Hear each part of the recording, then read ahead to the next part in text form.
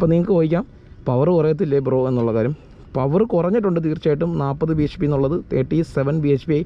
കറക്റ്റായിട്ട് exact number പറയാനാണെങ്കിൽ 2.5 ഓളം 2.8 ഓളം bhp കുറഞ്ഞിട്ടുണ്ട്. സോ അത് കുറഞ്ഞതിൻ്റെ പേരിൽ കസ്റ്റമേഴ്സ് വാങ്ങാതിരിക്കേണ്ട കാര്യമുണ്ടോ എന്ന് വെച്ച് കഴിഞ്ഞാൽ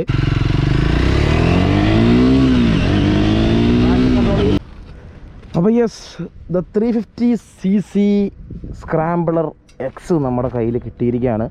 ചെന്നൈയിൽ വെച്ചിട്ട് നമുക്ക് വണ്ടി ഓടിക്കാൻ വേണ്ടി ഇപ്പോൾ ട്രയംഫിൻ്റെ ലോഞ്ചിന് വന്നപ്പോൾ കിട്ടിയതാണ്. അപ്പോൾ ഞാനിതിൻ്റെ വാക്കറൗണ്ട് റിവ്യൂവിൽ പറഞ്ഞു എനിക്ക് തോന്നിയ എല്ലാ കാര്യങ്ങളും ഞാൻ പറയാം എന്നുള്ള കാര്യം.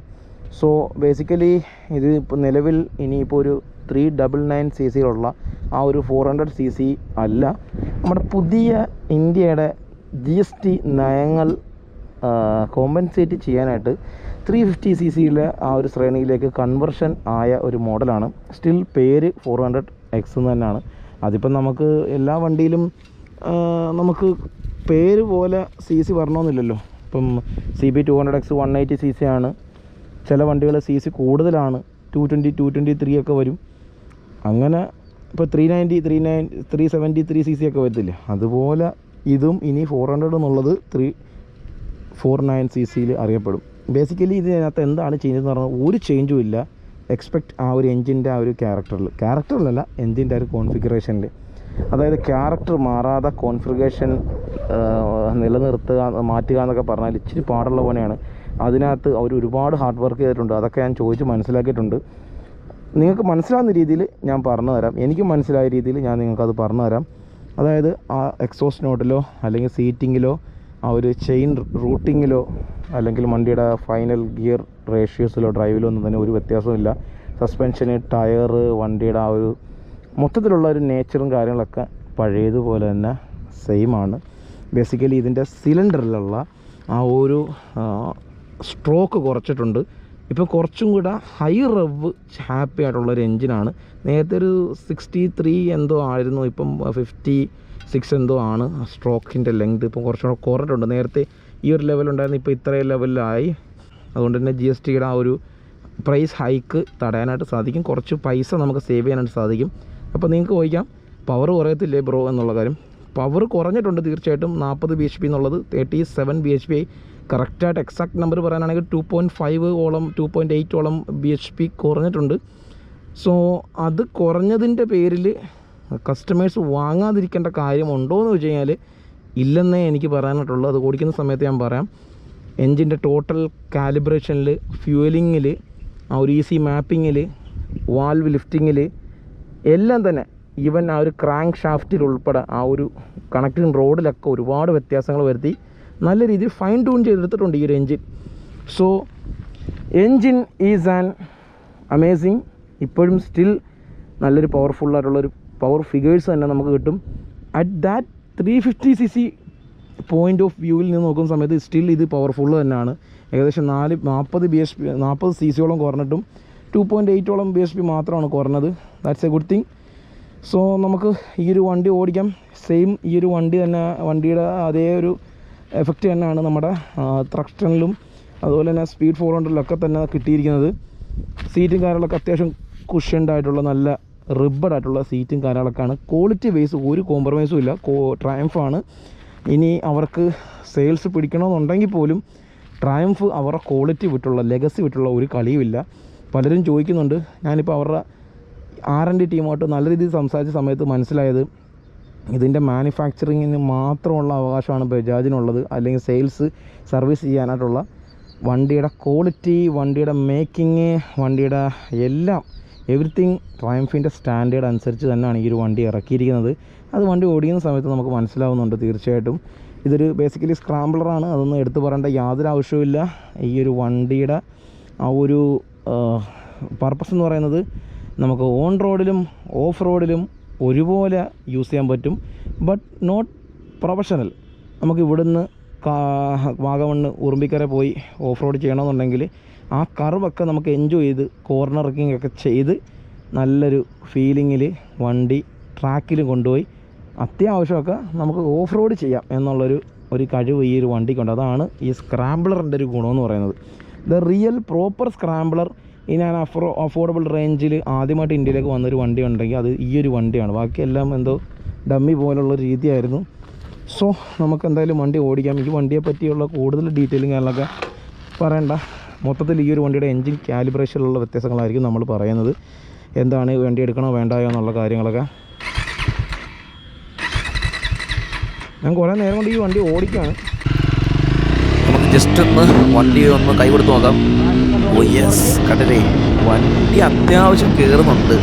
വണ്ടിയുടെ ഒരു ത്രോട്ടിൽ റെസ്പോൺസ് ആണെന്നുണ്ടെങ്കിൽ എല്ലാം തന്നെ ഒരു ഫൈൻ ട്യൂൺ ചെയ്തിട്ടുണ്ട്. പക്ഷേ അതിനകത്ത് ഒരുപാട് കാര്യങ്ങളുണ്ട്. ഡീറ്റെയിൽഡായിട്ട് നമ്മൾ ഓടിച്ച് നോക്കിയപ്പോൾ നമുക്ക് മനസ്സിലായി.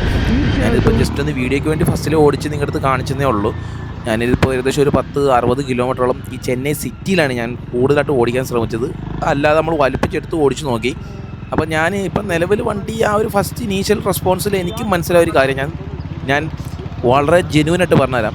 അതായത് ഇതിൻ്റെ മുമ്പിലത്തെ ദ റിയൽ 400cc ആ ഒരു 399cc വരുന്ന ട്രയംഫിൻ്റെ ആ ഒരു എൻജിൻ ഓടിക്കാത്ത ആൾക്കാർക്ക് ഒരിക്കലും ഇതൊരു ഒരു അണ്ടർ പവേഡായിട്ട് ഒരിക്കലും തോന്നാനുള്ള ഒരു വഴിയും ഞാൻ കാണുന്നില്ല. തീർച്ചയായിട്ടും ഇത് ഈ സെഗ്മെൻറ്റിൽ ഇപ്പം നിങ്ങൾ കാര്യം ആലോചിക്കണം. ഇതിപ്പോൾ നിലവിൽ നോ മോർ 400cc ഇതൊരു 350cc ഉള്ള വണ്ടി തന്നെയാണ്. ഇപ്പം നിലവിൽ 350cc വെച്ച് കമ്പയർ ചെയ്യുന്ന സമയത്ത് 37 bhp എന്ന് പറഞ്ഞാൽ it's not an underpowered, it is an decent and very healthy power figures in this engine.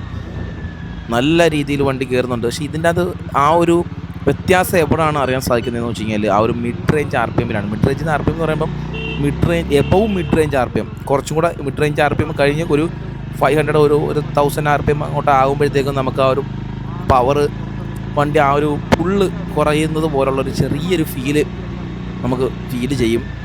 വളരെ മൈന്യൂട്ടായിട്ട് മാത്രമേ നമുക്ക് ഫീൽ ചെയ്യത്തുള്ളൂ. അതായത് ആ ഒരു 0 to 100 ടൈമിങ്ങിൽ ഇപ്പം ചെറിയൊരു വ്യത്യാസം വന്നിട്ടുണ്ട്. തീർച്ചയായിട്ടും സ്ലോവർ ആയിട്ടുണ്ട്.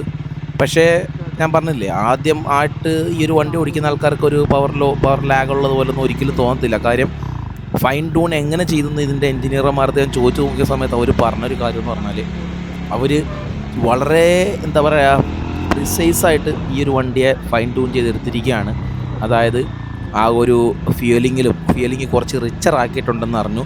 അതുപോലെ തന്നെ ഇതിൻ്റെ സ്ട്രോക്ക് കുറച്ച് ചെറുതാക്കി 62 56 കുറച്ചും കൂടെ റവ് ഹാപ്പി ആയിട്ടുള്ളൊരു എൻജിനാക്കി മാറ്റി.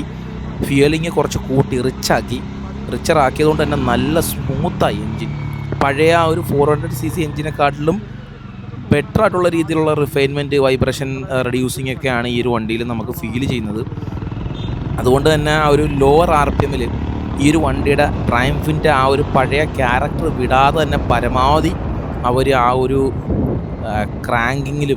ക്രാങ്കിൻ്റെ കണക്റ്റിംഗ് റോഡിലൊക്കെ ഒരുപാട് വ്യത്യാസങ്ങൾ വരുത്തി. ഇൻടേക്കിലൊക്കെ ഉള്ള കാലിബ്രേഷനിലൊക്കെ ഒരുപാട് റീവർക്ക് ചെയ്തിട്ട് തന്നെയാണ് അവർ ഈ ഒരു വണ്ടിയെ നിലവിൽ പുറത്തിറക്കിയിരിക്കുന്നത്. തീർച്ചയായിട്ടും എക്സിസ്റ്റിംഗ് ആയിട്ടുള്ള ഓണേഴ്സ് ഈ ഒരു വണ്ടി ഓടിച്ചു കഴിഞ്ഞാൽ ആ ഒരു പഞ്ചിനെസ് കുറച്ച് കുറഞ്ഞതായിട്ട് ഫീൽ ചെയ്യും. സ്വാഭാവികമായിട്ട് 40 bhp ആണ് 40 cc ആണ് കുറഞ്ഞിരിക്കുന്നത്.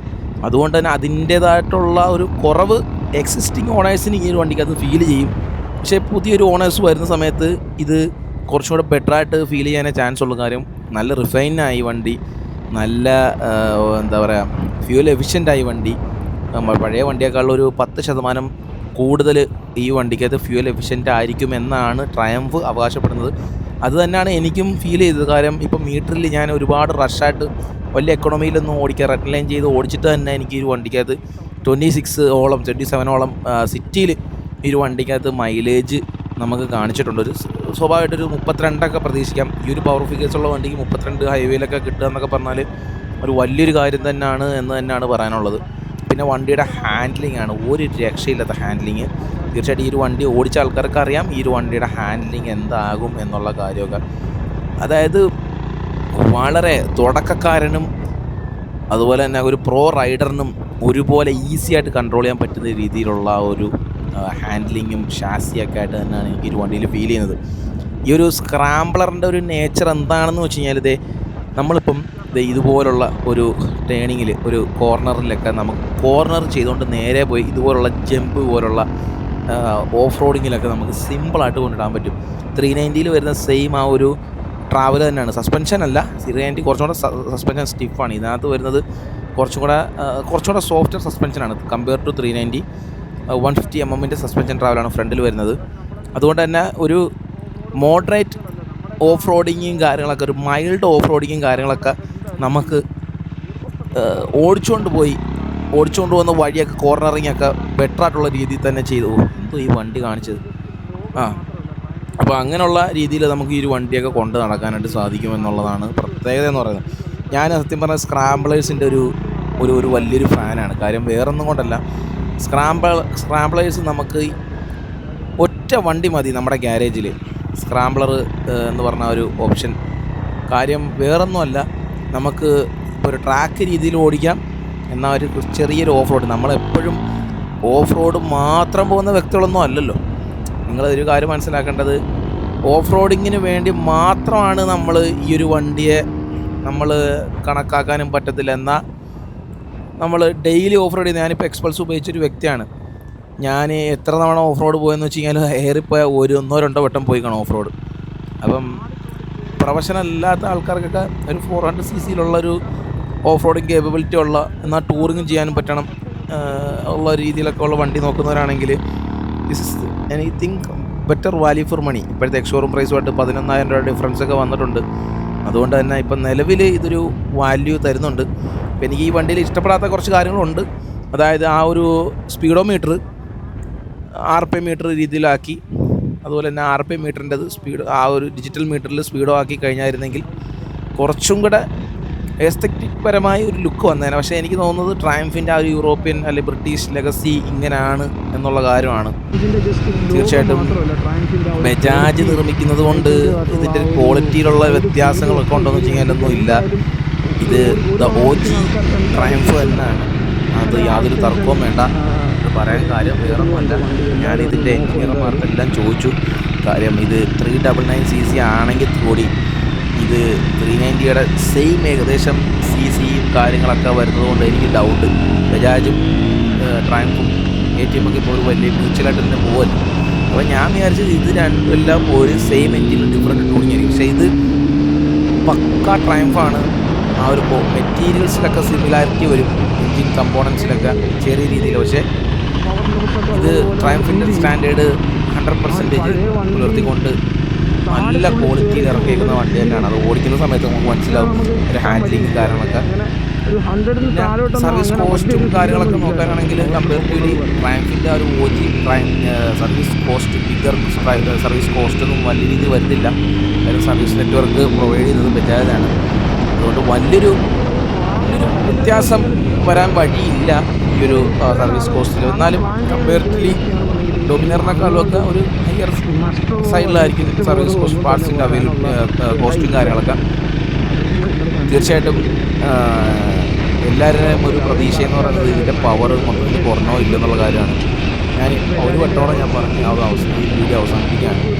വേറൊന്നുമല്ല, നമ്മുടെ ഈ ഒരു വണ്ടി ആദ്യമായിട്ട് ഓടിക്കുന്നൊരു വ്യക്തിക്ക് ഇറ്റ്സ് ആൻഡ് 350 cc എൻജിൻ എന്നുള്ളൊരു ലെവലിൽ കണ്ട് ഈ വണ്ടി ഓടിച്ചു കഴിഞ്ഞാൽ കുഴപ്പമില്ലാത്തൊരു പവറായിട്ട് തന്നെ ഫീൽ ചെയ്യും. എക്സിസ്റ്റിംഗ് ആയിട്ട് അല്ലെങ്കിൽ 400 cc എന്നും പറഞ്ഞ ഒരു കൺസെപ്റ്റിൽ വന്ന് ഈ ഒരു വണ്ടി ഓടിക്കാൻ നിൽക്കുവാണെങ്കിൽ കുറച്ച് എന്താ പറയുക, ഒരു സ്ലോവർ എന്ന് പറയാൻ പറ്റത്തില്ല, വണ്ടി ക്വിക്ക് തന്നെയാണ്. പക്ഷേ എവിടെയോ ആ ഒരു പഴയ വണ്ടിയുടെ ഒരു ക്യാരക്ടറിൽ എന്താ പറയുക, ഒരു ഇനീഷ്യൽ ടോർക്കിൻ്റെ ഒരു ഫീൽ ചെയ്യും. സോ 0 to 100 എനിക്ക് തോന്നുന്നൊരു 8.2 സെക്കൻഡിലൊക്കെ ഈസി ആയിട്ട് അടിക്കാൻ എളുപ്പമുള്ളൊരു വണ്ടി തന്നെയാണ് ഇപ്പോഴും സ്റ്റിൽ ഇത്. സോ ഇതൊക്കെ തന്നെയാണ് നമുക്ക് ഈ ഒരു വണ്ടി എന്ന് പറയാനുള്ളത്. ഇന്ത്യൻ കംപ്രഷൻ റേഷ്യോയിൽ വരുന്ന 400 cc ആണ്. അതുകൊണ്ട് തന്നെ ഹീറ്റിംഗ് കാലോട്ട് എന്തായാലും അടിക്കും, നോർമലാണ്. സോ ഇത് തന്നെയാണ് എനിക്ക് ഈ ഒരു വണ്ടിയെ പറ്റി നിങ്ങളത് പറയാനുള്ളത്. എക്സോസ്റ്റിനോട്ടൊക്കെ ഒരു രക്ഷയില്ലാത്ത രീതിയിൽ തന്നെ എനിക്ക് ഫീൽ ചെയ്യുന്നുണ്ട്. ആ ഡബിൾ ബാരൽ എക്സോസ്റ്റൊക്കെ നല്ല അടിപൊളി എക്സ്പീരിയൻസ് ആയിട്ട് നല്ല എൻജോയബിളായിട്ട് ഓടിക്കാൻ തന്നെ പറ്റുന്നുണ്ട്. റൈഡ് ബൈവർ നല്ല റെസ്പോൺസ് തന്നെയാണ്. സോ ഇതൊക്കെ തന്നെയാണ് നമ്മുടെ ഇന്നത്തെ ഈ ഒരു വീഡിയോ. വീഡിയോ ഇഷ്ടപ്പെട്ടെങ്കിൽ തീർച്ചയായിട്ടും വീഡിയോ ലൈക്ക് ചെയ്യുക, ചാനൽ സബ്സ്ക്രൈബ് ചെയ്യുക. അടുത്തൊരു വീഡിയോ കാണാം. ബൈ.